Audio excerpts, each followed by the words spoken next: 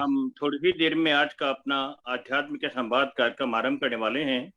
हमारे बीच में लगभग 19 पार्टिसिपेंट आ चुके हैं। मैं 5 मिनट के लिए और क्षमा चाहता हूँ। मैं उनका इसे अनुरोध करता हूँ कि कृपया एक और भजन सुनवाने की कृपा करें।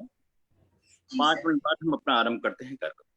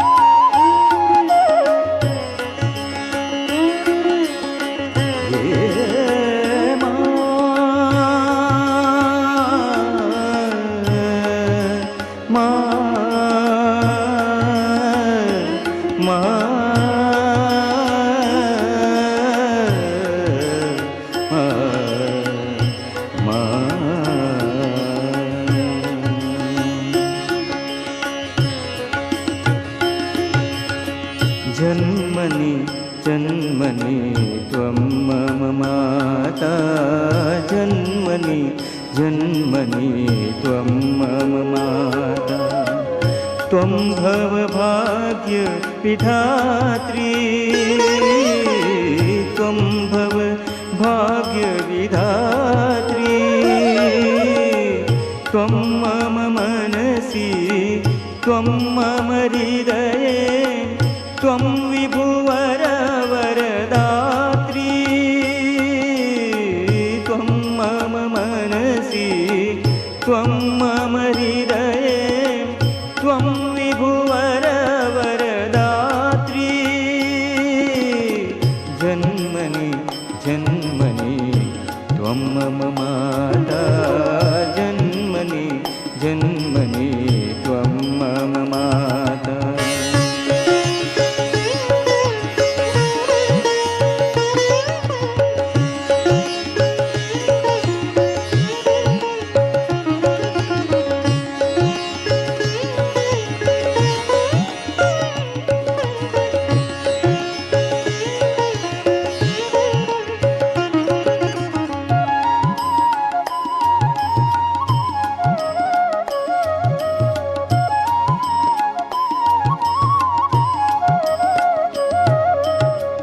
तव चरणी जीवनमखिलं मे, सुख सर्वस्वसमेतम्, तव चरणी जीवनमखिलं मे, सुख सर्वस्वसमेतम्, त्वं शिवसुन्दरधाम सनातनम्, अम्ब महामुदुपेतम्, त्वं शिवसुन्दरधाम सनातनम्, अम्ब महामुदुपेतम्, जन्मनि जन्मनि त्वं मम माता,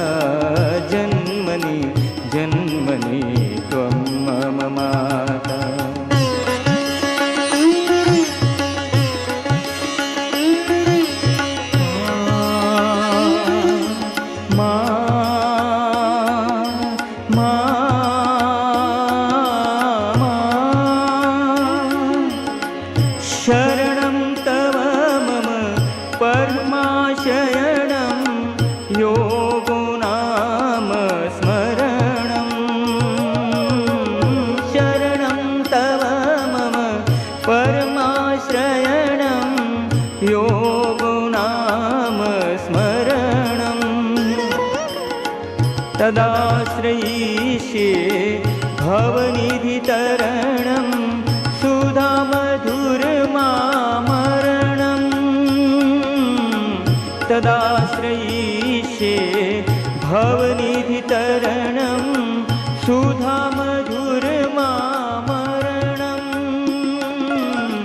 जन्मनि जन्मनि त्वं मम माता जन्मनि।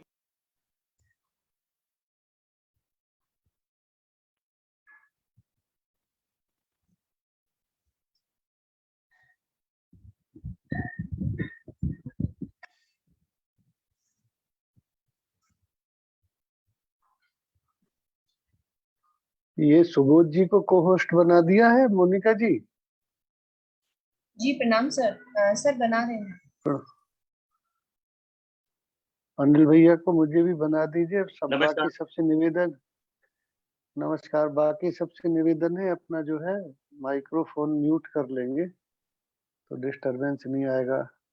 डॉक्टर जेपी सिंह जी हैं, सेठी साहब हैं, अनिल भैया, सबको नमस्कार करता हूँ। दानी साहब हैं, अपर्णा दीदी हैं, आप सब साधकों को मेरा बहुत बहुत प्रणाम। आप सब समय निकाल के आ जाते हैं आज हमारे बहुत ही माता जी के सुंदर बालक की वार्ता है सुनने।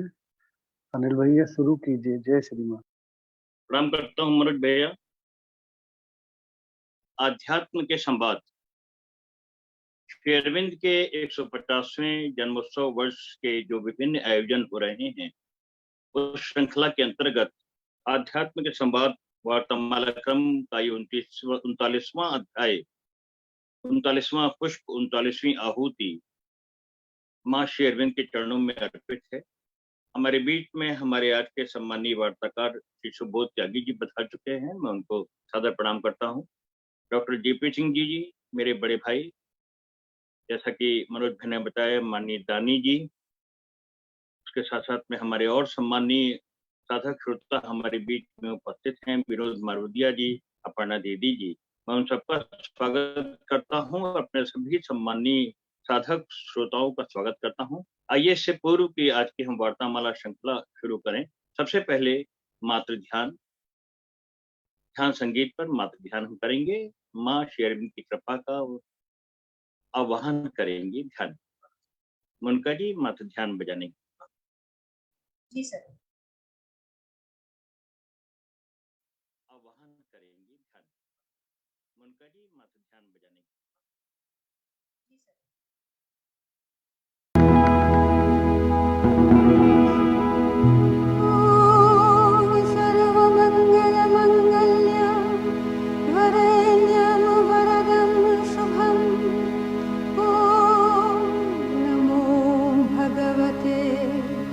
भगवते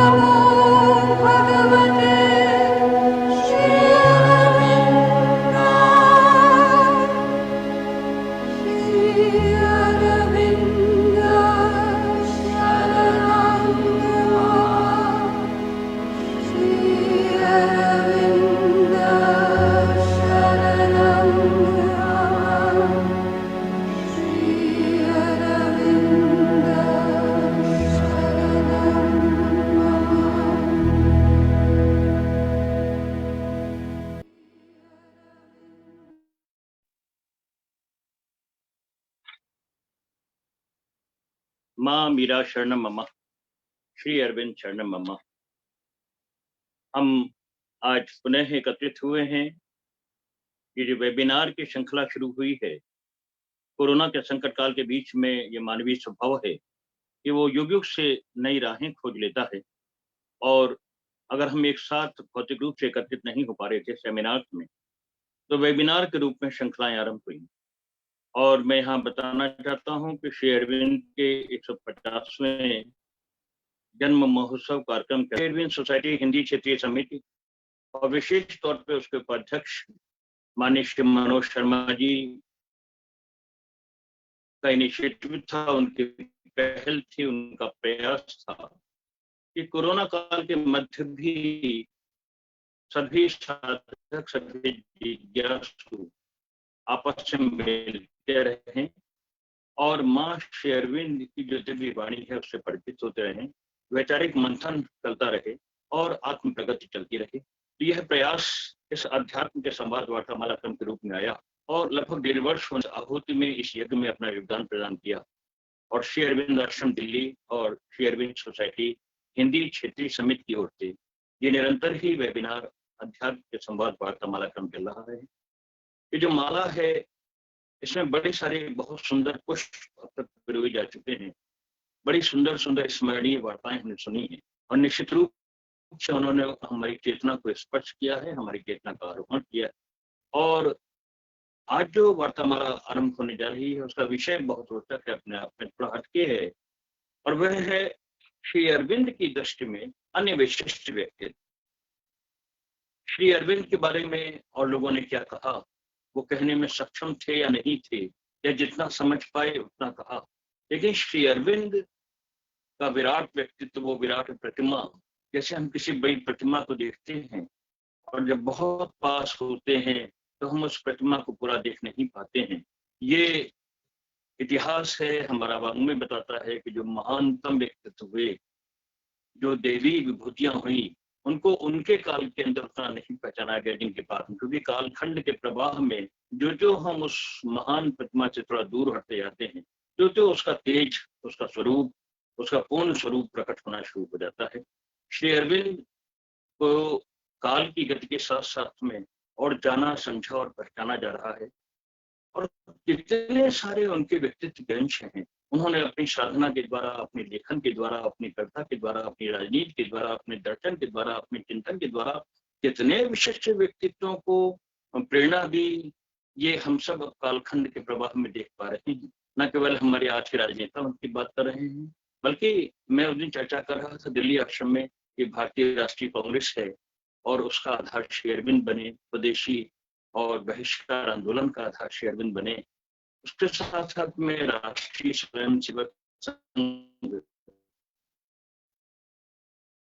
उसके जो अग्रस पुरुष थे, तो जाने कितने भारत में आज राष्ट्रीयवादी आंदोलन चल रहे हैं कि जिनके पीछे श्री अरविंद की प्रेरणा विद्यमान है। तो उस महान प्रतिमा का, उस देवी प्रतिमा का, उस दिव्य देवता का स्वरूप आज प्रकट हो रहा है। और उस दिव्य देवता ने अपनी लेखनी के द्वारा और जिन विशिष्ट व्यक्तियों का वर्णन किया, तो वो निश्चित रूप से धन्य हो गए। तो आज ऐसा ही नया विषय लेकर के हमारे बीच में माननीय श्री सुबोध त्यागी जी आ रहे हैं।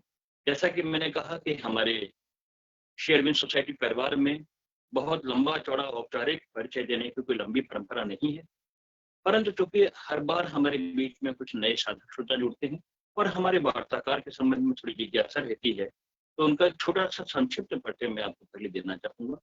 माननीय श्री सुबोध त्यागी जी मूलतः चरथावल कस्बे के रहने वाले हैं, और जो लोग श्री अरविंद सोसाइटी से जुड़े हुए हैं वो जानते हैं कि वहां पर कितना लंबे समय से कितना अच्छा कार्य वहां हो रहा है। ये चरथावल मुजफ्फरनगर में है, उत्तर प्रदेश में है, और आप वर्तमान में नोएडा में रह रहे हैं। आप IIT इंजीनियर हैं और साथ साथ में 1997 से वो निरंतर ही श्री अरविंद आश्रम दिल्ली जाते रहे हैं।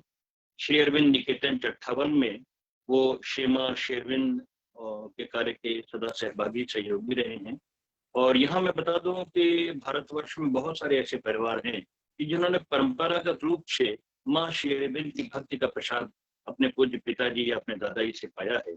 ये परिवार बहुत ज्यादा नहीं है, लेकिन जो है वहां वो साधना पक्ष, क्योंकि वो संस्कार के रूप में मिला, वो प्रसाद के रूप में मिला, वो उनके खून में रग रग में दौड़ रही है भक्ति। तो ऐसा प्रसाद पाने वाले माननीय श्री सुबोध त्यागी जी भी है। सुबोध त्यागी जी के दादाजी स्वतंत्रता संग्राम सेनानी थे, और वो श्रीमा और शेरविंद के योग के पूर्ण योग के साधक थे। और उन्होंने ही, जैसा कि हम सब परिवारों में, जहाँ में माँ शेरविंद की प्रेरणा पाई हम लोगों ने अपने अग्रजों से, वहां पर ऐसा ही हुआ। तो सुबोध त्यागी जी को बचपन में अग्निशिखा और पुरोधा जैसी पुस्तकें पढ़ने को मिली, वहां की दैनंदिनी पढ़ने को मिली, और जो उसके आध्यात्मिक संदेश थे उन्होंने त्यागी जी को आकर्षित किया माँ शेरविंद की ओर। और उसके साथ साथ में सूर्यालोकित पथ, एक पुस्तक का उनके दादाजी ने उन्हें सबसे पहले पढ़ने को दी, और उसको पढ़ने के बाद में उसका मनन, उस पर मनन करने के बाद में उनका बड़ा गहरा जुड़ाव माँ शेरविंद की ओर हुआ, और उस मार्ग पर चलने का वो प्रयास कर रहे हैं। माननीय त्यागी जी जितने भी शेरविंद सोसाइटी के वरिष्ठ छात्रों के वेबिनार होते हैं, आप निरंतर ही निष्ठापूर्वक वहां पर उपस्थित रहते हैं। तो वे आज हमारे बीच में है, और वार्ता का विषय है श्री अरविंद की दृष्टि में अन्य विशिष्ट व्यक्तित्व। तो आइए अब हम सुनते हैं उन विशिष्ट व्यक्तित्वों के बारे में जिनको श्री अरविंद ने, जिनका वर्णन करके अपनी लेखनी से उनको धन्य कर दिया, और उनके स्वरूप के बारे में हम जानेंगे हमारे माननीय आज के वक्ता श्री सुबोध त्यागी जी से। त्यागी जी, स्वागत है आपका, आप साधारण आमंत्रित। नमस्ते जी, जय श्री मां। आवाज आ रही है मेरी सभी को? जी, आपकी आवाज आ रही है। श्री माता च श्री अरविंद शरणम। इस ऑनलाइन आध्यात्मिक कार्यक्रम में उपस्थित सभी को मैं सादर नमन करता हूँ। और इस कार्यक्रम के प्रारंभ में ही आदरणीय मनोज जी ने बोला था कि माँ के एक बालक का पुष्प आज अर्पित है, तो ये मुझे बहुत अच्छा लगा, क्योंकि इस कार्यक्रम में मैं सभी को सुनता रहता हूँ। अनिल जी हैं, मनोज जी हैं, अपर्णा दीदी हैं, विनोद जी हैं, जेपी सिंह डॉक्टर साहब हैं, चरण सिंह जी हैं। तो उनके सामने वास्तव में मैं एज को अगर मैं अलग हटा दूं, बिल्कुल बालक की तरह हूं। तो आज का जो ये कार्यक्रम है, वैसे तो ये हम सब जानते हैं कि 150वां जो जन्मोत्सव श्री अरविंद का हम मना रहे हैं 15 अगस्त 2022 में। श्री अरविंद सोसाइटी ने ये विशेष कार्यक्रम स्टार्ट किया था, और माँ ने 1960 में जब से श्री अरविंद सोसाइटी की स्थापना की है, श्री अरविंद सोसाइटी तभी से जो हमारे जीवन का वास्तविक रूपांतरण है उसके लिए प्रयासरत है। पिछले 2 साल में, जैसे अनिल जी ने भी बताया है, ऑनलाइन कार्यक्रमों के माध्यम से श्री अरविंद सोसाइटी ने बहुत अच्छे अच्छे कार्यक्रम का आयोजन किया है, जिससे हम सभी को बहुत बहुत अच्छे तरीके से हेल्प मिल रही है। मैं इस आज के कार्यक्रम के लिए विशेष रूप से मनोज जी का बहुत आभार व्यक्त करता हूं, क्योंकि उन्होंने मुझे इसके लिए सामग्री जुटाने में मेरी सहायता की, कुछ पुस्तकें मुझे सुझाई, और इस कार्यक्रम के लिए जो सामग्री मैंने एकत्रित की उनके आशीर्वाद से, वो तो एक अलग है। लेकिन मुझे इससे वास्तव में व्यक्तिगत रूप से पढ़ने का और सीखने का जो मिला है सौभाग्य, वो बहुत ही, मैं अपने आप को परम सौभाग्यशाली मानता हूँ। क्योंकि माँ का भी एक दिव्य वाक्य है, भागवत शिक्षा को पढ़ना अच्छा है, उसे सीखना ज्यादा अच्छा है, लेकिन उसको जीवन में उतारना सबसे अच्छा है। यही श्री अरविंद सोसाइटी का भी उद्देश्य है। तो मैं कहीं भी किसी भी कार्यक्रम में जाता था, पिछले 1 साल से आप सब लोगों को सुनता था, तो मैं उसको समझता था, सुनता था, लेकिन माँ का जो ये वाक्य है, ये हमेशा मन में रहता है कि इन सब चीजों को सुनने का फायदा तभी है जब हम उसको जीवन में उतारते हैं।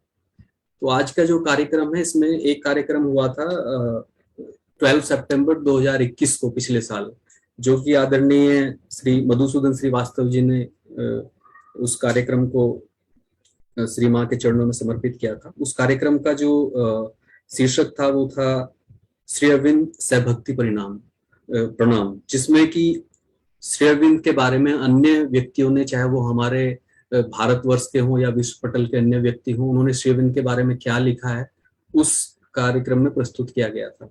आज का जो कार्यक्रम है वो कार्यक्रम है कि हम श्री अरविंद ने अन्य विशिष्ट व्यक्तियों के बारे में क्या कहा है।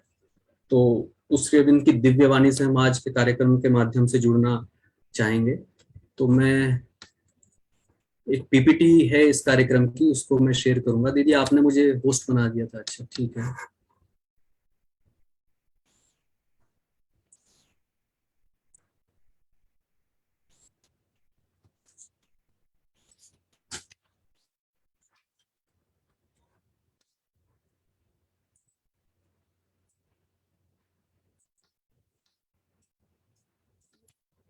ये आज का आध्यात्मिक संवाद 39। आज की वार्ता का शीर्षक है श्री अरविंद की दृष्टि में अन्य विशिष्ट व्यक्तित्व। तो जो व्यक्तित्व अभी हमने लिए हैं वो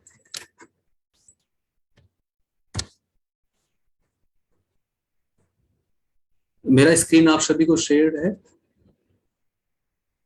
ये दिखाई पड़ रहा है त्यागी जी? आ रहा है सब? अच्छा।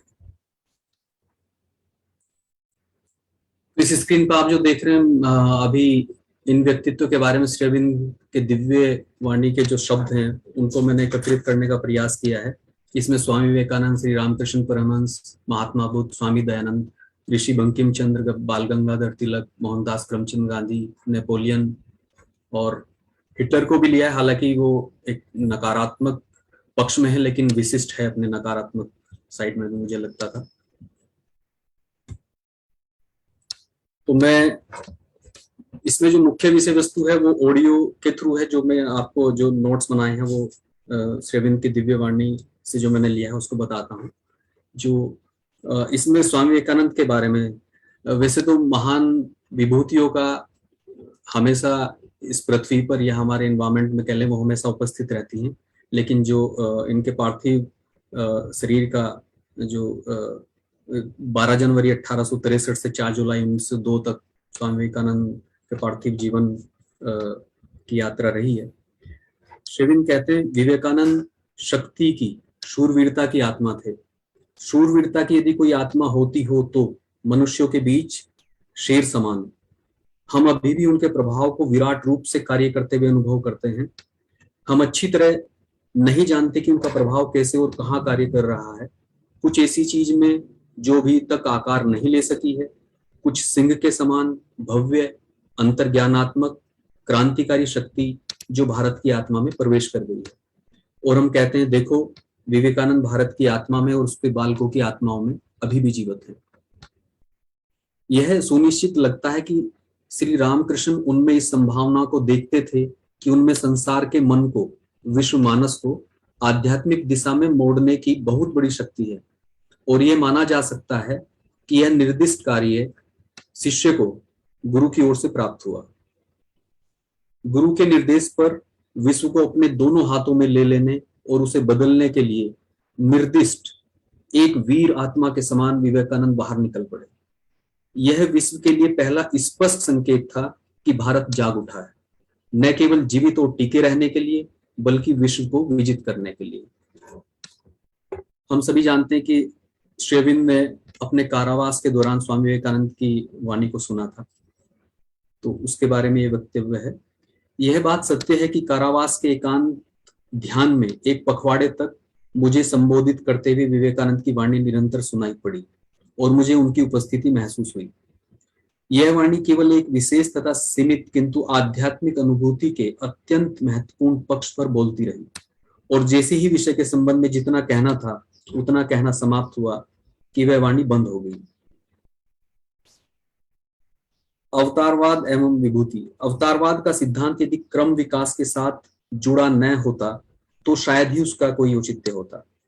हिंदू धर्म के 10 अवतारों का प्रक्रम मानो क्रम विकास का ही एक दृष्टांत है। यदि हम यह मान लें कि अवतार क्रम विकास का नेतृत्व करने आते हैं, तब यह पूर्ण रूप से यथोचित लगता है कि महान परिवर्तनों के समय वे अवतार के रूप में आते हैं और कम संक्रमण के युगों में विभूति बनकर आते हैं। विवेकानंद निश्चित रूप से विभूति थे। विभूति के रूप में वे बहुत महान थे। तो ये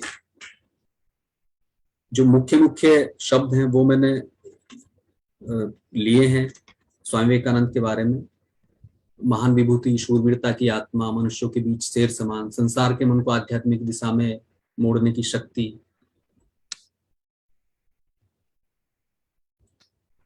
श्री रामकृष्ण परमहंस। श्री रामकृष्ण परमहंस के जीवन में हम एक विराट आध्यात्मिक सामर्थ्य देखते हैं। पहले सीधे भागवत सिद्धि की ओर बढ़े और मानव स्वर्ग के राज्य को उन्होंने बलपूर्वक हस्तगत कर लिया। फिर एक के बाद एक योगिक विधि को अधिकृत करते हुए अविश्वसनीय तेजी के साथ उन्होंने उसके सत्व को निचोड़ लिया और हमेशा भक्ति की शक्ति के द्वारा, विविध अनुभूति की जन्मजात आध्यात्मिकता के प्रसार के द्वारा तथा अंतर्ज्ञान की सहज क्रीड़ा के द्वारा समस्त पदार्थ के केंद्र की ओर, भगवान की सिद्धि और आधिपत्य की ओर वे वापस लौट गए। इसका प्रयोजन था एक दक्ष आत्मा की महान तथा निर्णायक अनुभूति में उदाहरण द्वारा सत्य को स्पष्ट करना, जो मानवता के लिए अत्यंत आवश्यक हो गया है। उस सत्य की ओर संघर्षशील संप्रदायों तथा विचार पद्धतियों में दीर्घ काल से विभाजित विश्व बड़ी कठिनाई के साथ जाने का प्रयास कर रहा है। वह सत्य यह है कि सभी संप्रदाय एक ही समग्र सत्य के विविध रूप और अंश हैं तथा सभी योगानुशासन एक ही परम अनुभूति की ओर जाने के लिए अपने अपने ढंग से श्रमरत हैं। लंबे समय से संसार परस्पर संघर्षरत मतों और संप्रदायों में बटा हुआ बड़ी कठिनाई से इसमें से बाहर निकलने के लिए प्रयत्न में है। ऐसे समय में मानवता को इस सत्य की बहुत अधिक आवश्यकता है। जब संदेहवाद अपनी पराकाष्ठा पर पहुंच गया था, तब अध्यात्म के लिए यही सुयोग था कि वह अपना प्रभाव दिखलाए तथा सर्वोच्च आत्मा की अभिव्यक्ति के रूप में विश्व की वास्तविकता को, इंद्रियों द्वारा रचित भ्रांति के भेद को, मनुष्य की भव्य संभावनाओं को तथा भगवान के अनिर्वचनीय आनंद को प्रतिष्ठित करे। यही वह कार्य है जिसकी पूर्णता का आरंभ करने श्री रामकृष्ण आए तथा बुद्ध के जन्म के बाद 2000 वर्ष से भी अधिक का सारा विकास दक्षिणेश्वर के अवतार की आध्यात्मिक शिक्षा तथा अनुभव की समस्वरता के लिए तैयारी का काल था। श्री रामकृष्ण ने भगवान को उनकी असीम एकता में एक असीम विविधता के रूप में अनुभव किया। श्री रामकृष्ण में पहले आए हुए लाखों संतों के आध्यात्मिक अनुभवों का नवीनीकरण तथा एकीकरण हो गया। श्री रामकृष्ण विश्व को देने के लिए भारत को हिंदू धर्म का अंतिम संदेश उन्होंने दिया। उनके जन्म से एक नया युग प्रारंभ होता है, एक ऐसा युग आरंभ होता है जिससे धरती के लोग कुछ समय के लिए भगवान के साथ घनिष्ठ संपर्क में आ जाएंगे और आध्यात्मिकता मानव जीवन का प्रमुख स्वर बन जाएगी। श्री रामकृष्ण से प्राप्त 3 संदेश, ये 5 दिसंबर 1912 की डायरी के कुछ अंश हैं, जो कि रिकॉर्ड ऑफ योगा योग का विवरण पुस्तक में प्रकाशित हुए हैं।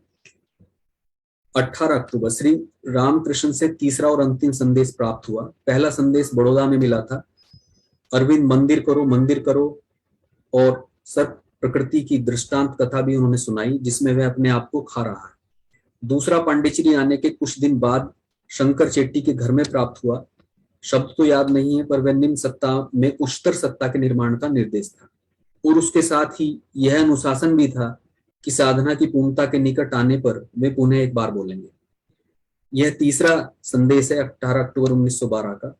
कर्म का पूर्ण संन्यास करो, विचार का पूर्ण संन्यास करो, भावना का पूर्ण संन्यास करो, यह मेरा अंतिम कथन है।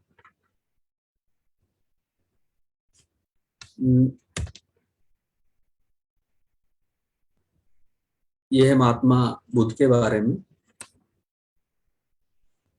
मनुष्य को उनके दुख दर्द से छुटकारा दिलाने के प्रबल आवेग को ही अनुकंपा या करुणा कहा जाता है।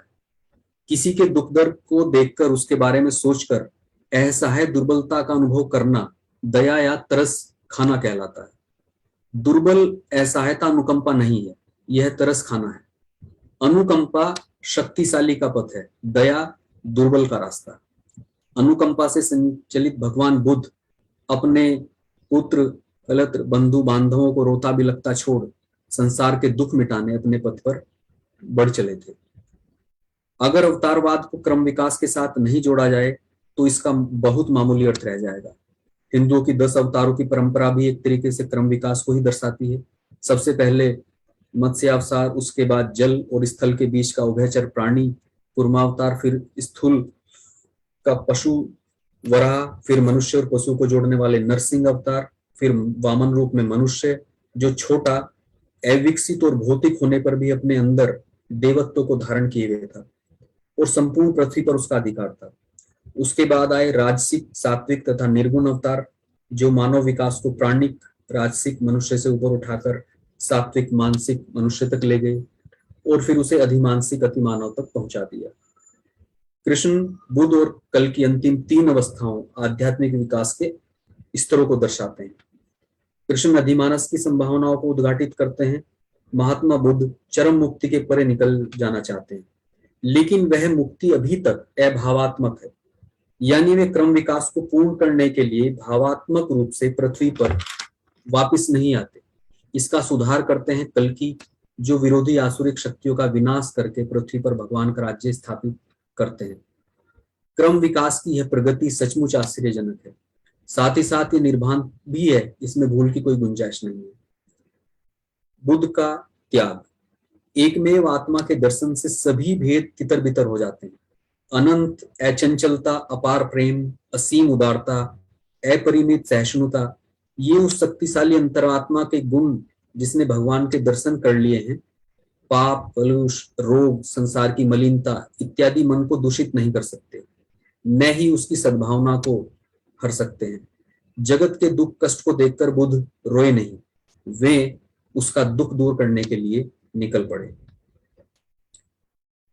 संभवतः बुद्ध की शिक्षा का सच्चा सारांश था बाह्य रूप से प्रेम, सत्य, धर्मपरायणता अर्थात शाश्वत सद्गुणों के कर्म करते हुए आंतरिक रूप से पूरी तरह से निश्चल, निर्वैयक्तिकता तथा शून्य अचंचलता में निवास करना।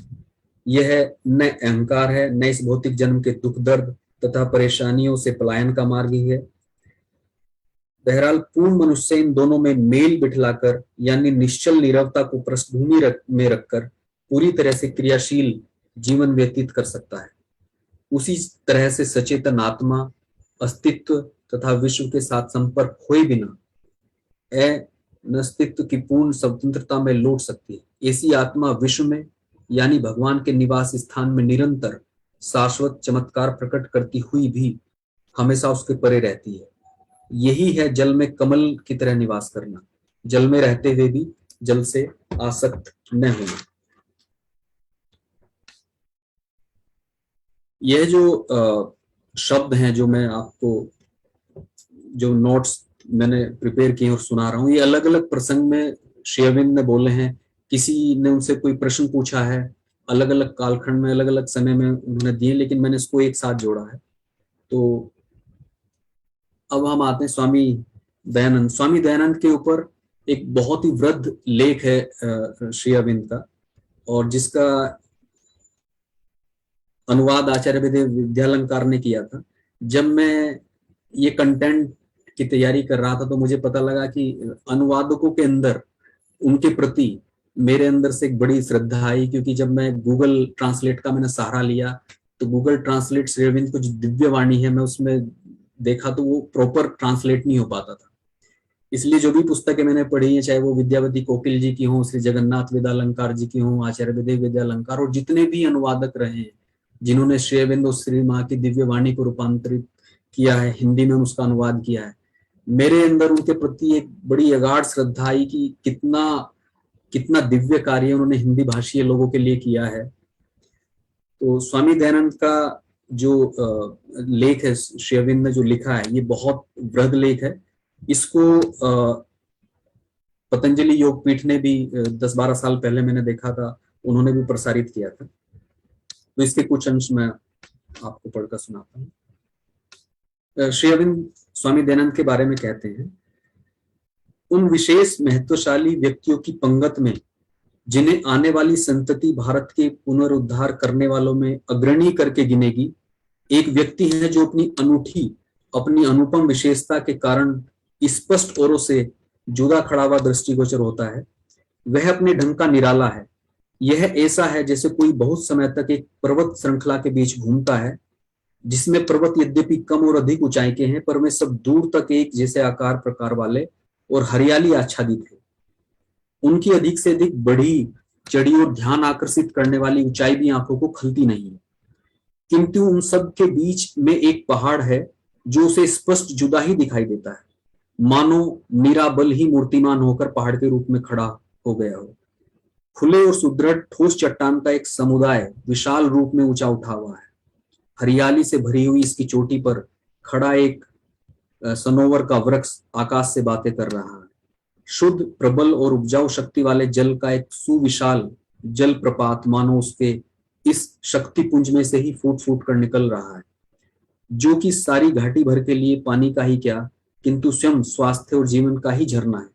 यह है छाप जो मेरे मन पर दयानंद के व्यक्तित्व की पड़ती है। आप इस पैरा में देखेंगे श्री अरविंद ने प्रकृति का कितना अद्भुत विवरण दिया है और उसमें लिखा है कि यह है छाप जो मेरे मन पर दयानंद के व्यक्तित्व की पड़ती है।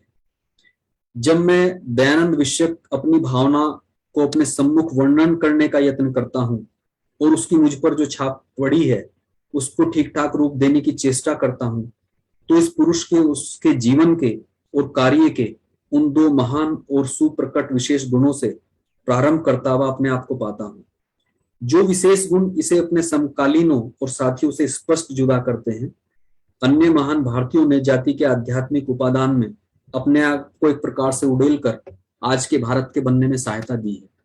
उन्होंने एक चलायमान और अनिर्धारित द्रव्य में अपने आप का आध्यात्मिक निषेचन किया, जो द्रव्य एक दिन स्थिरता में आएगा और प्रकृति के एक महान दृश्य जन्म के रूप में प्रकट होगा। वे स्मरण किए जाएंगे ऐसी महान आत्माओं और महान प्रभाव के रूप में जो भारत की आत्मा में निवास करते हैं। वे हमारे अंदर हैं, उनके बिना निसंदेह हम वह न होते जो कि आज हम हैं। दयानंद की कार्यशैली बिल्कुल भिन्न थी। वह मनुष्य थे जिसने मनुष्य वस्तुओं की अनिर्धारित आत्मा में आकार रहित तौर पर अपने आप का निषेचन नहीं किया था, किंतु वस्तु और मनुष्य पर अपनी आकृति की अमिट तौर पर जैसे पीतल में मुद्रा अंकित कर दी हो छाप लगा दी थी।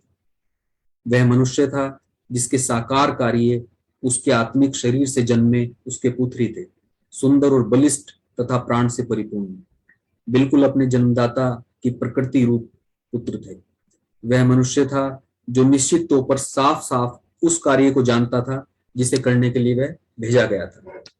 जब मैं परमेश्वर के कारखाने की इस दुर्दम कारीगर की मूर्ति का ध्यान करता हूं तो मेरे सामने झुंड के झुंड चित्र आने लगते हैं। जो चित्र सबके सब लड़ाई के, कार्य के, विजयी परिश्रम के चित्र हैं। तब मैं अपने आप को कहता हूं कि यह है दिव्य प्रकाश का सैनिक, परमेश्वर के जगत का योद्धा, मनुष्य और संस्थाओं को बनाने वाला शिल्पकार और आत्मा के सम्मुख प्रकृति जो कठिनाइयां उपस्थित करती है उनका निर्भीक और अदम्य विजेता। इस सब कुछ को यदि सारांश में कह दूं जो जबरदस्त छाप मुझ पर पड़ती है, वह है आध्यात्मिक व्यवहार्यता की। आध्यात्मिक और व्यवहार्यता जो आमतौर पर हमारी विचार कल्पना में एक दूसरे से इतने विपरीत समझे जाते हैं, इन दो शब्दों को जोड़कर बोल देना मेरी समझ में दयानंद की परिभाषा ही कर देना। हम कल्पना कर सकते हैं कि दयानंद आज भी हम लोगों में पौरुष और क्रिया की अपर्याप्त उत्प्लुप्ति को देखकर हमें पुकार कर कह रहे हैं, हे भारतीय, केवल असीम भाव में रहने तथा अनिश्चित भाव में बढ़ने से संतुष्ट मत हो, किंतु देखो कि परमेश्वर तुम्हें क्या बनाना चाहते हैं। उनकी प्रेरणा के प्रकाश में निर्धारित करो कि तुम्हें आगे क्या बनना है। उनकी प्रेरणा के प्रकाश में निर्धारित करो कि तुम्हें आगे क्या करना है। दयानंद के जीवन में हमें हमेशा इस आध्यात्मिक व्यवहार्यता का शक्तिशाली प्रभाव दिखाई देता है। महान बौद्धिक साहस का यह कार्य था कि उसने इस धर्म पुस्तक वेद का उद्धार किया, जो कि अज्ञान भरे भाष्यों से विकृत हो चुका था और जिसके असली अभिप्राय को भूला जा चुका था, और लोग जिसे गलतफहमी के कारण अपने दर्जे से हटाकर पुरानी जंगली जातियों के लेखों के बराबर समझने लगे थे। उन्होंने वेद की इस वास्तविक श्रेष्ठता को पहचाना कि यह वह धर्म पुस्तक है जिसमें इस देश और राष्ट्र को बनाने वाले पूर्वजों की गहरी और प्रबल भावना छिपी हुई है। वह धर्म पुस्तक जो दिव्य ज्ञान, पूजा और दिव्य कर्म की चर्चा से ओतप्रोत है। दयानंद ने वेद को अपनी आधारभूत दृढ़ चट्टान के रूप में अपनाया। वह वेद को अपने जीवन का मार्गदर्शक, अपनी आंतरिक सत्ता का नियम और अपने बाह्य कार्य का प्रेरणा प्रदाता समझते थे। वेद की व्याख्या के विषय में मेरा पूर्ण विश्वास है, चाहे वेद की अंतिम पूर्ण व्याख्या कोई भी हो, दयानंद उसके सत्य सूत्रों के प्रथम आविष्कारता के तौर पर सदा याद किए जाएंगे। यह स्वामी दयानंद के ऊपर एक बहुत बड़ा लेख था, जिसमें मैंने मुश्किल से 25% अंश लिया है। अगला व्यक्तित्व जो हम बात करेंगे है ऋषि बंकिम चंद्र जी का।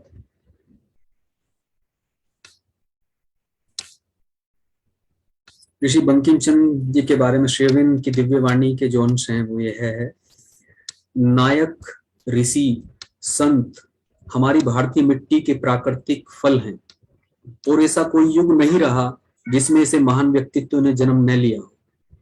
बाद के युग के ऋषियों में हमने अंत में यह महसूस किया है कि हमें उस महान व्यक्तित्व का नाम शामिल करना चाहिए जिसने हमें पुनर्जीवित करने वाला मंत्र दिया है, और यह मंत्र नया भारत बना रहा है। यह मंत्र है वंदे मातरम। ईश्वर को इस राष्ट्र और मानवता को एक महान और जीवन संदेश देना था और भगवान ने बंकिम के इस मुख को चुना है और उन्होंने उस संदेश के शब्दों को आकार प्रदान किया है। एक महत्वपूर्ण दृष्टि प्रकट होनी थी। सर्वशक्तिमान सत्ता ने उनकी आंखों में यह दृष्टि प्रदान की है। जो संदेश उन्हें प्राप्त हुआ है, जो दृष्टि उन्हें दी गई है, वह दुनिया को अपनी संपूर्ण शक्ति के साथ घोषित करते हैं और प्रेरणा के सर्वोच्च क्षणों में इस संदेश को शब्दों में व्यक्त करते हैं।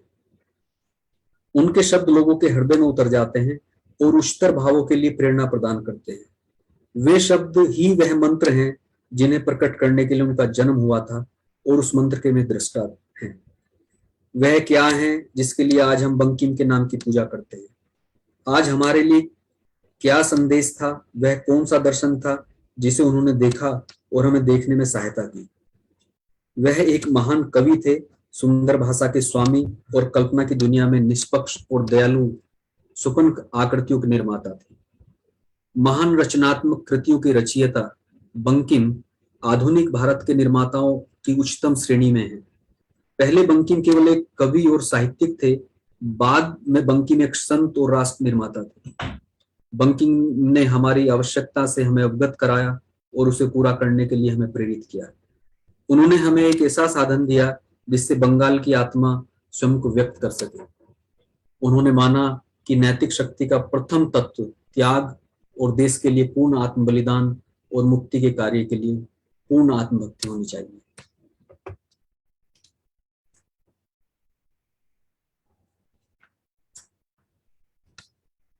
अगला व्यक्तित्व है श्री बाल गंगाधर तिलक जी का। उनके बारे में श्री अरविंद की दिव्यवाणी के जो अंश हैं वो यह है, न तो श्रीमान तिलक ही और न ही उनके भाषणों को वास्तव में किसी प्रस्तुति या पहचान की आवश्यकता है। उनके भाषण निराकार ब्रह्म की भांति आत्म प्रकाशमान है, सीधे स्पष्ट उस बिंदु से कभी भी अलग नहीं होते हैं, जिसका अर्थ है कि वे इसे दृढ़ता से बांधे रखते हैं या इसे सजावटी क्रिया में लपेटते हैं। वे स्वयं स्पष्ट प्रस्तावों की एक श्रृंखला की तरह पढ़ते हैं। श्रीमान तिलक का भारतीय राजनीति में एक स्वस्पष्ट और विशिष्ट स्थान है। उनके नाम की महत्ता और उनकी बढ़ती प्रतिष्ठा कुछ लोगों के लिए अत्यंत चौंकाने वाली है। उनका जीवन, उनका चरित्र, उनका कार्य और सहन शक्ति लोगों के हृदय और मस्तिष्क में उनकी स्वीकृति और उनके भाषणों में सभी तर्कों की तुलना में एक सुदृढ़ तर्क है, स्वराज, स्वशासन। उनके अथक प्रयासों का एकमात्र संभावित लक्ष्य है भारत के जीवन की स्वतंत्रता। तर्कों और भाषणों से किसी राष्ट्र को स्वतंत्रता नहीं मिलती, लेकिन जहां राष्ट्र में स्वतंत्र होने की इच्छा हो और अपने जीवन के प्रत्येक कार्य में उस इच्छा को मूर्त रूप देने के लिए और हर कठिनाई और हर पीड़ा का सामना करने के लिए अपने दिनों को उद्देश्य प्राप्ति के लिए समर्पित करने जब राष्ट्र की दृढ़ इच्छा हो, तो यह भविष्य का एक निश्चित संकेत है कि किसी के पास भी गलती करने का कोई बहाना नहीं होता है।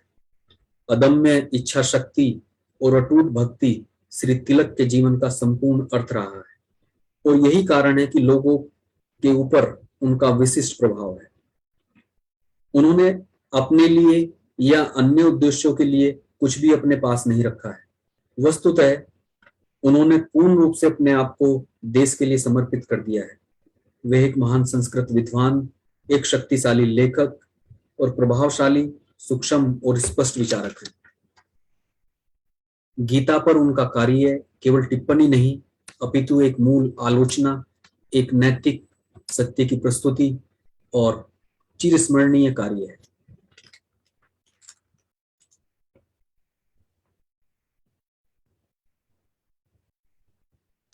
अगला जो व्यक्तित्व है वो है महात्मा गांधी जी का।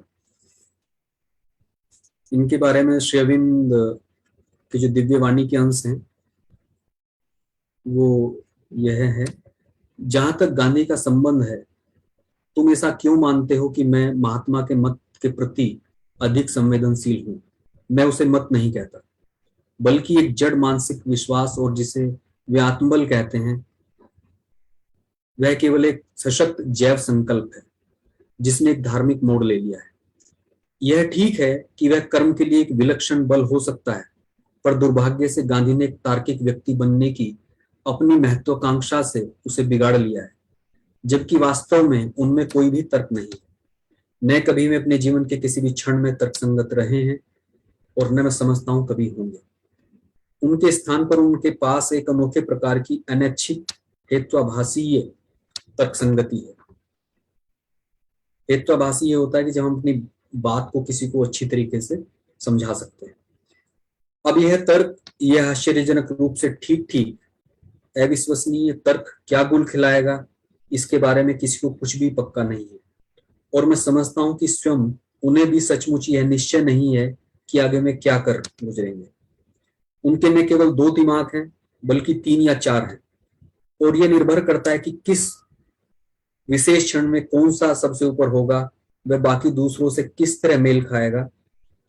उसमें कोई हानि नहीं होती, उल्टे उसमें लाभ ही होता यदि कहीं एक केंद्रीय प्रकाश होता जो कर्म के लिए उनकी तरफ से आवश्यक निर्णय का चयन और निरूपण करता। वे सोचते हैं और कहते भी हैं कि ईश्वर है, पर मुझे हमेशा यह महसूस हुआ है कि उनका अपना मस्तिष्क ही निर्णय लेता है, और अधिकांशतः प्राय गलत निर्णय लेता है। उनमें ऐसा कुछ है जो कष्ट के लिए ही कष्ट उठाने में आनंद का अनुभव करता है, यहां तक कि कष्ट की संभावना से ही लगता है उन्हें आनंद की प्रतीति होती है। यह ईसाई धारणा है जो उन पर हावी हो गई है। इसके अतिरिक्त शायद वे यह सोचते हैं कि अहिंसा का उनका सिद्धांत और पंथ उनके बाद भी चलता रहेगा। मैं ऐसा नहीं सोचता। कुछ लोग होंगे, पर उनके व्यक्तित्व के जैसा वृहद परिमाण में उसका प्रभाव संभव नहीं जान पड़ता। उपवास और सत्याग्रह विरोधी का हृदय परिवर्तन करें, यह बड़ी बेतुकी की बात है। वे इतना ही कर सकते हैं कि दबाव डालें और थोड़ी सी रियायत पालें। गांधी का राजभक्तिवाद भारत के लिए, जो दक्षिण अफ्रीका नहीं है, उपयुक्त प्रतिमान नहीं है, और गांधी के राजभक्तिवाद को भी सत्याग्रह द्वारा सुधारा गया है। राजनीति में दास्ता का हीन लहजा कूटनीति नहीं है, और न ही अच्छी राजनीति।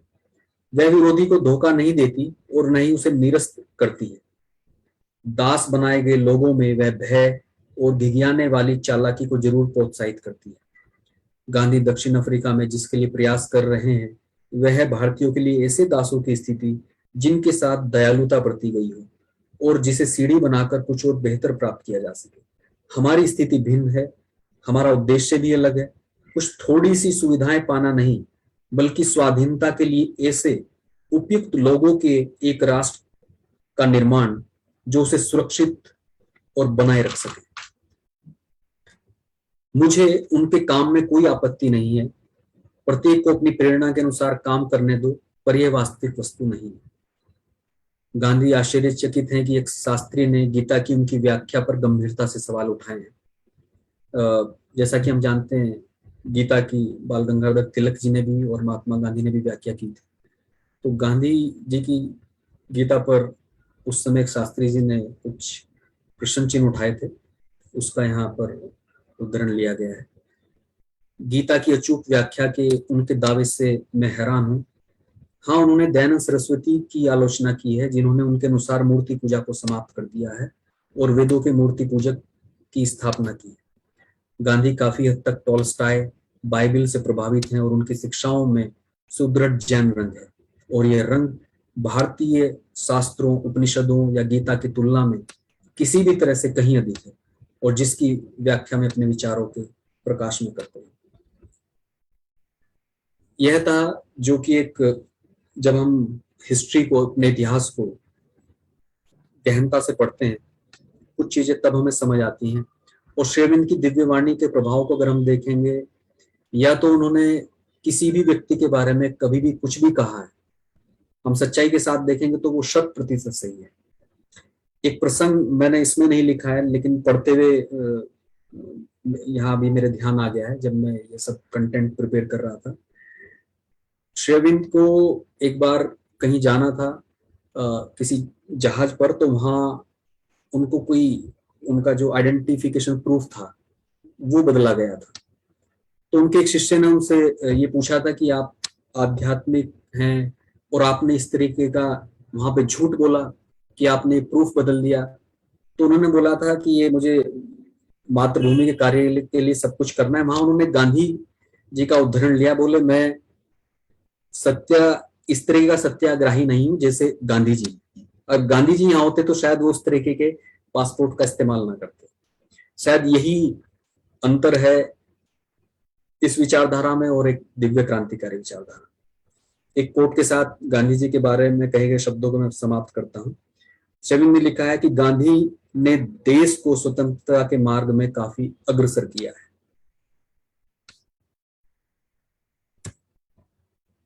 जो अगला व्यक्तित्व है ये नेपोलियन के बारे में है। शेविन की वाणी के दिव्य जो अंश है नेपोलियन के बारे में वो यह है, नेपोलियन में संगठन की महान प्रतिभा थी। उन्होंने ही फ्रांसीसी क्रांति को दृढ़ बुनियाद पर खड़ा किया। फ्रांस को उन्होंने सुसंहल विधान में व्यवस्थित किया एवं फ्रांस की सहायता से सारे यूरोप को। उनमें अपरिमेय शक्ति और सामर्थ्य थी।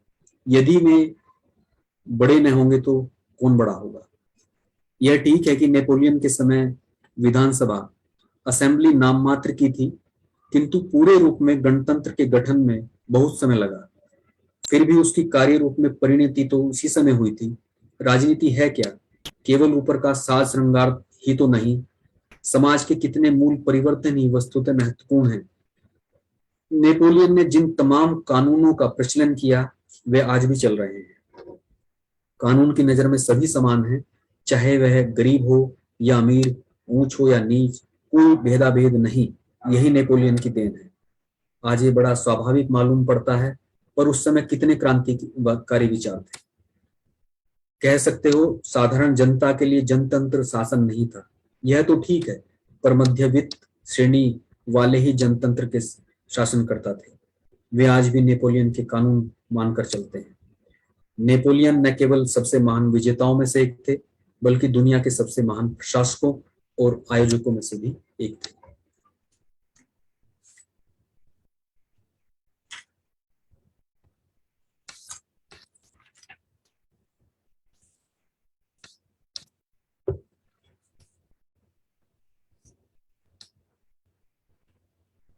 हिटलर के बारे में शेविन की दिव्यवाणी के जो अंश हैं वो मैं आपके सम्मुख प्रस्तुत करता हूं।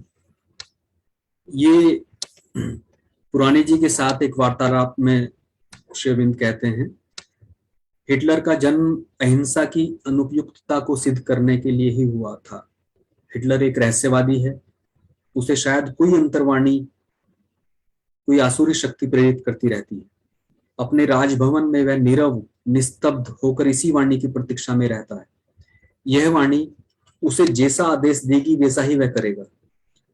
ज्वलंती के लड़के के एक मित्र ने लिखा है कि हिटलर के ऊपर कतई निर्भर नहीं रहा जा सकता। उसके सेनापति, राष्ट्रपति आदि कोई भी नहीं जानते कि अगले क्षण वह क्या कर बैठेगा। आज जो कुछ कहेगा कल कुछ और कहेगा, ठीक उसका उल्टा, और समस्त उलट पुलट कर देगा। न तो बात का ही ठीक है और न काम का ही।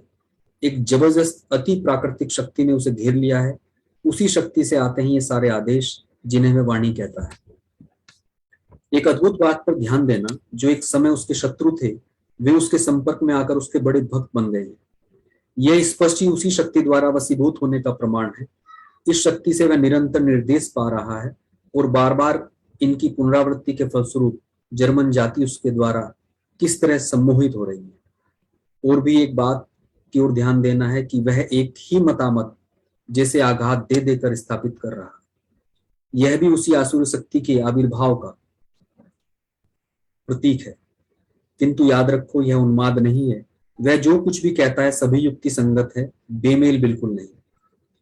किसी एक अखबार में संभवतः इलिस्ट्रेशन में उन तीनों हिटलर, गोयबेल्स और गोयरिंग के चित्र प्रकाशित हुए। इन तीनों के चरित्रों की सबसे सुंदर अभिव्यंजना हुई है। दूसरे चित्रों में यह इतना स्पष्ट नहीं हुआ है, भाव प्रस्फुटित नहीं हुए हैं। यहाँ हिटलर को देखकर ऐसा मालूम होता है मानो वह पेरिस के रास्ते का एक विशिष्ट गुंडा हो। ये तीनों ही समगोत्री शक्तियों के बस में हैं। हिटलर को कह सकते हैं पक्के गुंडेपन और शैतानी की प्रतिमूर्ति। हिटलर के भीतर कोई पदार्थ है, ऐसा किसी ने सोचा तक न था। धीरे धीरे उसकी जीवनी शक्ति बढ़ी और अंत में आसुरी शक्ति के गिरफ्त में आ गई। नैतिकता के हिसाब से यह नहीं कहा जा सकता है कि हिटलर अनैतिक है।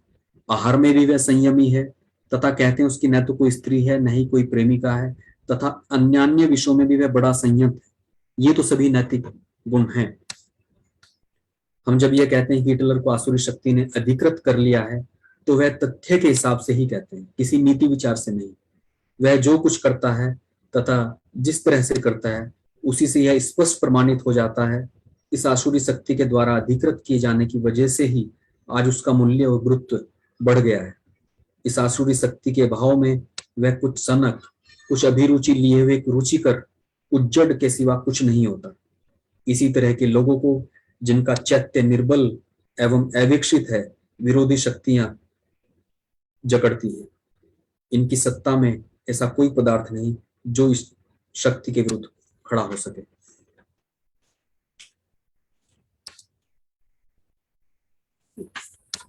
यही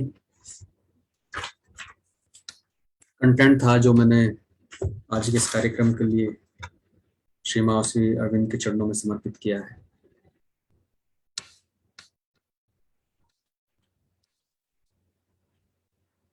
बहुत बहुत धन्यवाद माननीय श्री सुबोध त्यागी जी। अभी हमने देखा कि हमारे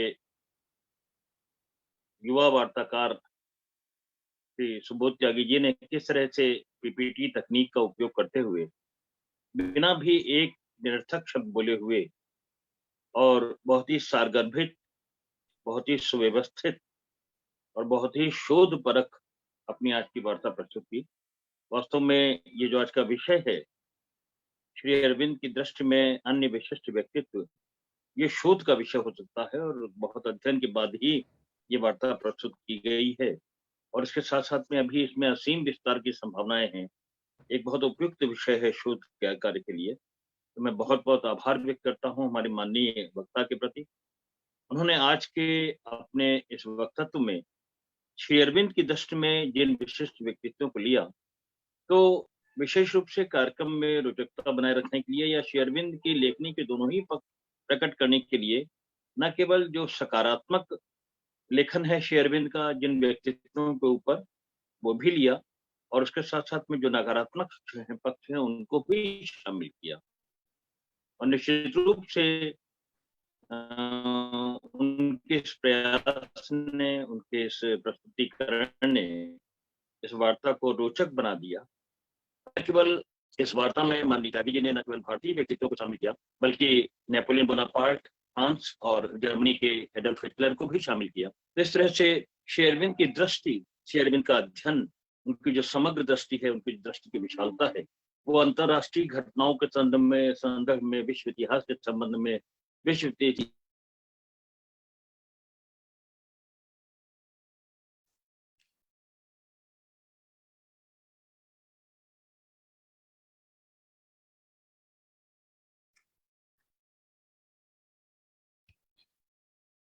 आपकी आवाज बंद हो गई।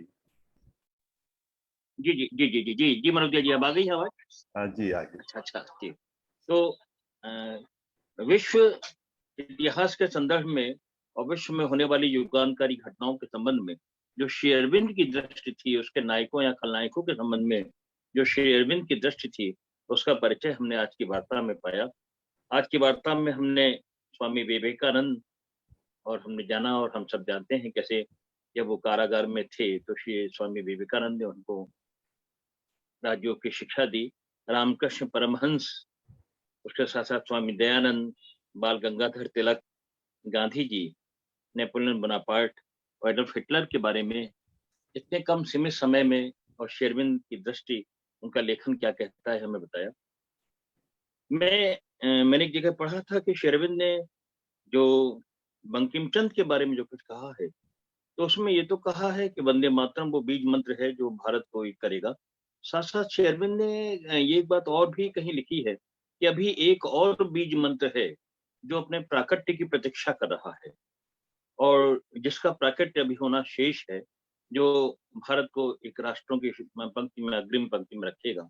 तो श्री अरविंद की वाणी है, निश्चित रूप से देव वाणी है, प्रभु की साक्षात वाणी है, वो प्रकट होना अभी शेष है बीज मंत्र हमारे बीच में। नेपोलियन बोनापार्ट का प्रसिद्ध वाक्य याद आया, वो आया, वो छोटा था 5 फुट 4 इंच का इंसान। ये कहा जाता है कि यहाँ से और चंद्रमा तक जो दूरी है, अगर उसको मिला लिया जाए, और तो इतनी किताबें लिखी गई हैं उस ग्रेट जनरल के बारे में जिसको इस न्यू इरा का, इस नवयुग का महानतम जनरल माना गया है। और जब वो गद्दी पर बैठा तो उसने कहा कि मैंने फ्रांस के मुकुट को गठर पे पड़ा पाया, मैंने तलवार की नोक पर उसको उठाया और अपने शीश पर रखकर उसको सुशोभित किया। तो एक वकील और बड़ा रोचक, तो उसके बारे में श्री अरविंद ने जो कुछ कहा वो बड़ा सुंदर है। महात्मा गांधी के संबंध में श्री अरविंद जो भी विचार थे बहुत रोचक हैं, और हम लोग बहुत जगह पढ़ चुके हैं कि महात्मा गांधी जी के संबंध में उनके विचारों से किस तरह से वो सहमत थे। लेकिन ये तय बात है कि महात्मा गांधी ने जो अपने 2 आरंभिक आंदोलन चलाए, सविनय असहयोग आंदोलन 1919 में और सविनय अवज्ञा आंदोलन 1930 में, उनमें जो स्वदेशी और बहिष्कार का उन्होंने नारा दिया, वो निश्चित रूप से श्री अरविंद के जो 1905-1906 के लेख थे उन पर आधारित ही था। वो 1905 और 6 में श्री अरविंद लिख चुके थे कि यही एक आधार है, यही एक अस्त्र है, यही एक शस्त्र है जो अंग्रेजों को देश से बाहर कर सकता है। हमारे बीच में बड़े विद्वान श्रोता उपस्थित हैं। मैं सादर अनुरोध, हालांकि समय हो रहा है लेकिन विषय बहुत रोचक है, और मैं सादर अनुरोध करना चाहूंगा कि वो विद्वान वक्ता अपने वक्तव्य को जोड़ना चाहें इस वार्तालाप में, तो आज की माला और मोतियों से जुड़ेगी और समृद्ध होगी। तो मैं आमंत्रित कर रहा हूँ अल्प समय में अपने विचार व्यक्त करने। मैं कुछ कहूँ?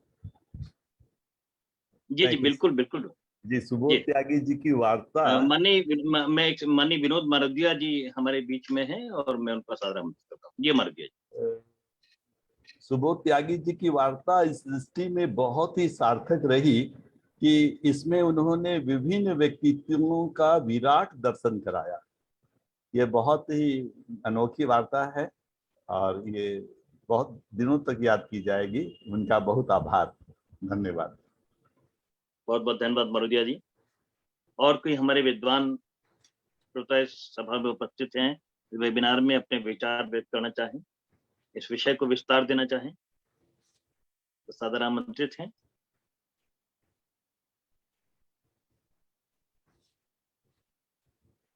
पीपीटी के माध्यम से दरअसल नई तकनीक है, और आप युवा हैं त्यागी जी, पीपीटी के माध्यम से विषय का प्रस्तुतिकरण कितना सहज हो जाता है और हम जरा भी विषय से भटकते नहीं हैं, ये आज की वार्ता में हमने देखा। मैं आमंत्रित कर रहा हूँ कोई और हमारे बीच में इस विषय को विस्तार देना चाहें, हालांकि समय हमारे बीच में हो रहा है।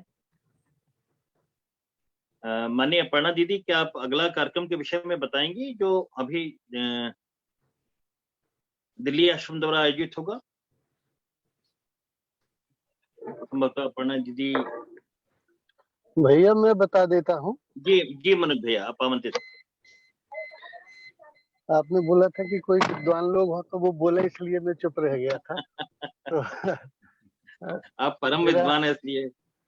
नहीं, मैं कार्यक्रमों की श्रृंखला में पहले तो मैं सुबोध भैया को बहुत धन्यवाद, आभार व्यक्त करता हूँ इतने सुंदर कार्यक्रम के लिए। और मुझे लगता है कि इसमें जैसा अनिल भैया ने बोला, अभी इसमें बहुत चीजें और जोड़ी जा सकती हैं, तो उसको अभी और थोड़ा सा रच के तैयार करने की आवश्यकता है। ये अपने आप में एक खंड हो सकता है, लेकिन महर्षि वाल्मीकि के विषय में और कालिदास जी के विषय में, यहाँ तक कि सरदार पटेल के विषय में श्री अरविंद ने जो कहा है, तो ये जो कार्य आपको दिया गया है, ये उसका प्रथम पुष्प है। इसकी और तैयारी और करने की आवश्यकता है। आपको भगवती ने ऐसी शक्ति दी है, भक्ति दी है, परिवेश दिया है कि उसको आप करेंगे तो बहुत अच्छा होगा। अगला कार्यक्रम जो है, अगले शनिवार रविवार को 2 दिवसीय हमारी वेबिनार होगी, जो मासिक वेबिनार है, और वो समग्र प्रबंधन, इंटीग्रल मैनेजमेंट के ऊपर होगी, और जिसके समन्वय कोऑर्डिनेशन का दायित्व श्रीनिवास मुर्गुलू जी जो हैदराबाद से हमारे साथी हैं, उन्होंने लिया है। तो विस्तार से उस कार्यक्रम की रूपरेखा और पोस्टर हम लोग समय आने पर अगले रविवार के पूर्व आपसे शेयर करेंगे। ये जो वेबिनार होगी उसमें प्रबंधन से संबंधित चूंकि बहुत सारे तथ्य रखे जाएंगे, management through consciousness, true leadership, तो नए समय के जो बच्चे हैं उनको भी यदि आप लोग इसमें लिंक देंगे, जोड़ेंगे, तो उनको बहुत मिलेगा सीखने का अवसर। जिनके संस्थान है, जिनके विद्यालय हैं, जिनके विश्वविद्यालय हैं, वे भी यदि इसको अपने विद्यालयों में, विश्वविद्यालयों में सर्कुलेट करेंगे, वहाँ डिस्प्ले करेंगे, तो इसका बहुत असर पड़ेगा, ज़्यादा लोगों तक ये पहुँचेगा। और मैं फिर आज सुबेद जी को, अनिल भैया को, और इस अवसर पर जो हमारे बहुत से वरिष्ठ साथी जन यहाँ पर आए हैं, उन सबको अपनी ओर से बहुत शुभकामनाएं देता हूँ, प्रणाम करता हूँ। इसी तरह इस कार्यक्रम को सारे वर्ष आप लोगों के सहयोग से ये चला है और आगे भी आपका मार्गदर्शन हमें मिलेगा। धन्यवाद। जय श्री माँ, वंदे मातरम। बहुत बहुत आभार माननीय मनोज भैया। और हम पुनः माननीय श्री सुबोध त्यागी जी के प्रति हार्दिक आभार व्यक्त करते हैं। और एक ऐसा विषय प्रस्तुत हुआ है जो नया है और जिसमें विस्तार की असीम संभावनाएं हैं। बहुत शोध कार्य के साथ उन्होंने प्रस्तुत किया। बहुत बहुत आभार। आइए अब हम कार्यक्रम के अंत में पुनः मात्र ध्यान करेंगे। मुनका जी, ध्यान संगीत बजाने की कृपा करें।